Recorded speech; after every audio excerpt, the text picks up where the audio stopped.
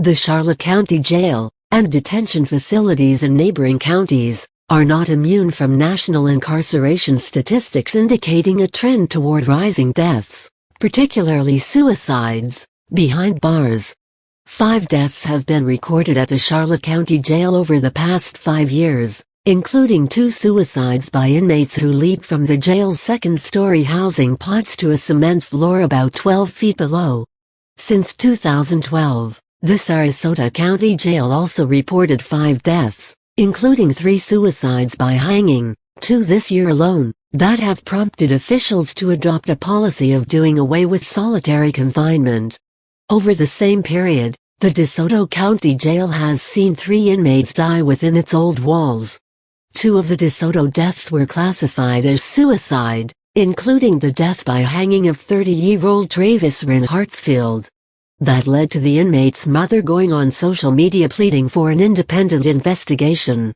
Of these combined 13 deaths at local jails in Charlotte, DeSoto and Sarasota counties, 7, or almost 54%, of them have been classified as suicide.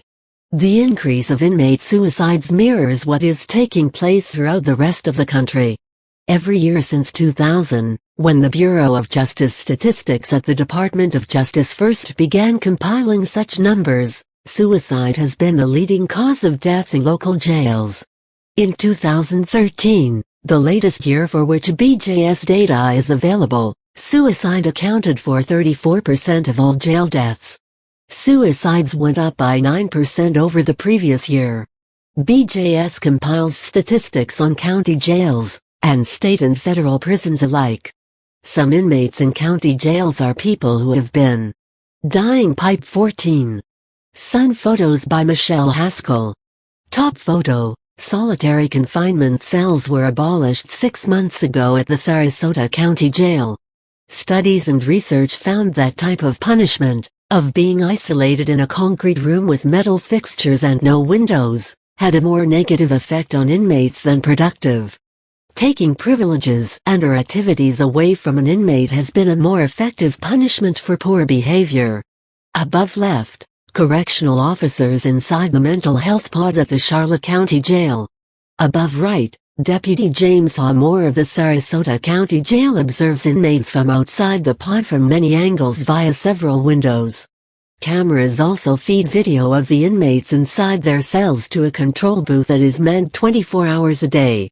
The East Wing, built in the 1990s, was to enhance surveillance and safety for both inmates and jail staff. The staff has minimal contact with the inmates. The cells are numbered on a board outside the pod with the inmate's name and photo ID to try to prevent misidentification. By Carlos Galarza, VEV staff writer. Dying. From page 1. Arrested and are unable to post bond for their release, so they are held in jail until their case is heard in court. County jails also house inmates who have been convicted of less serious crimes and sentenced to 1 year or less. Prisons house inmates who have been convicted of more serious crimes and sentenced to more than 1 year. The Charlotte Correctional Institution in Punta Gorda is a state prison that has recorded 21 deaths since 2012, including 7 in 2016, 2 more than were recorded last year. 13 of the 15 deaths recorded at CHI in 2015 and this year are pending classification, because either the deaths are being investigated by the Florida Department of Law Enforcement, or a cause of death has not been certified by the medical examiner. However, it was the death of inmate Matthew Walker in 2014 that brought national attention to CHI. Walker was brutally beaten by guards and his death was ruled a homicide, but a Charlotte County grand jury did not bring charges against any of the correction officers involved. The Sun's investigation of the case led to a Pulitzer Prize. Walker's family has a pending wrongful death lawsuit in federal court in Fort Myers. Tragedies in Charlotte Jail. 3 deaths at the Charlotte Jail over the past 5 years that were not classified as suicides have brought attention to inmate safety behind bars at the local facility. The death of Greg Ireland in August 2015 appears to have raised the most eyebrows. Tom Ireland, the inmate's father, is dismayed that his son entered the jail on a DUI, suffered injuries following a confrontation with corrections deputies, and yet his death was classified as having been caused by natural causes. Tom Ireland is convinced his son did not have to die at the Charlotte County Jail. "They got it all wrong," Ireland told the Sun.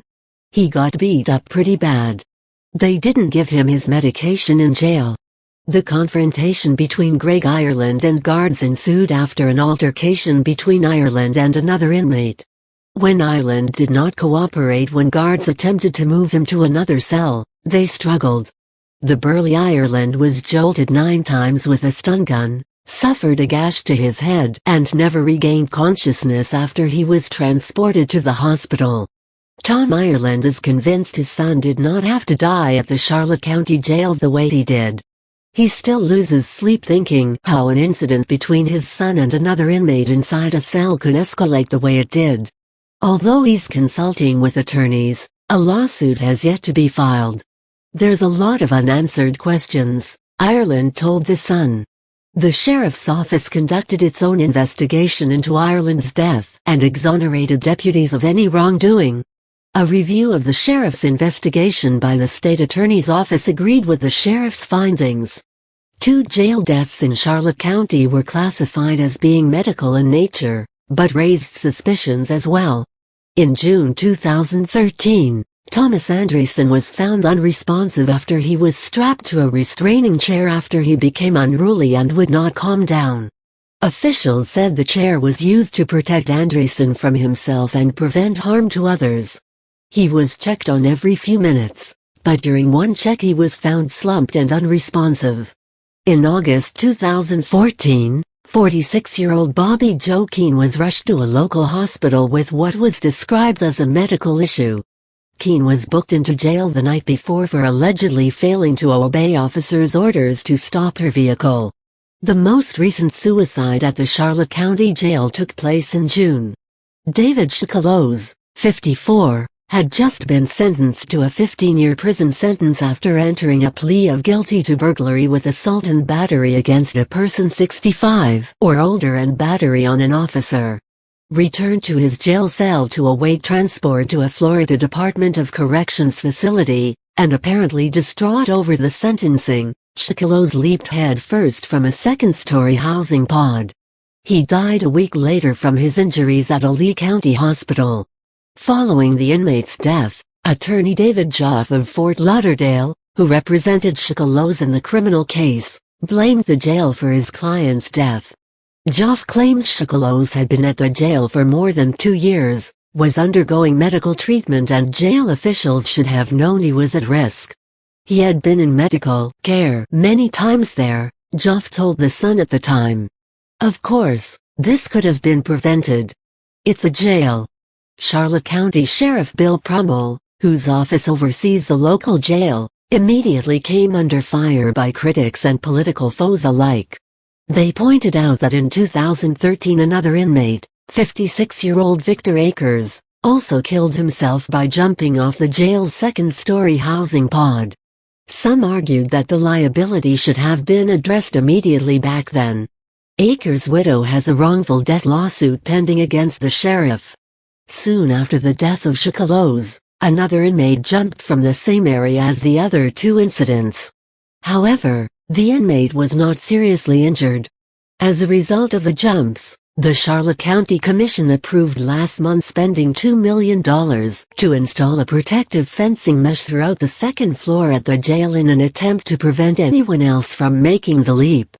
Sheriff's Major Earl Goodwin, who is the commander in charge of the Charlotte County Jail, says that the increasing number of inmates entering the jail with drug addiction and mental illness is making it more challenging on corrections deputies.